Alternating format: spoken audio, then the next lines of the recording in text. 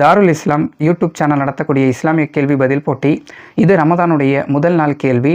கேள்விக்கு போகிறதுக்கு முன்னாடி ஒரு ஹதீஸை நான் ஞாபகமூட்டுறேன். நபி ஸல்லல்லாஹு அலைஹி வஸல்லம் இந்த ரமதானுடைய மாதம் வந்துருச்சுன்னா மலை காற்றை விடவும் அதிகமாக வாரி வழங்குபவர்களாக இருந்தாங்க அப்படின்னு ஒரு ஹதீஸ் வருது. இந்த ஹதீஸ் எந்த கித்தாபில் பதிவு செய்யப்பட்டுள்ளது என்பது தான் இன்றைய நாளுடைய கேள்வி.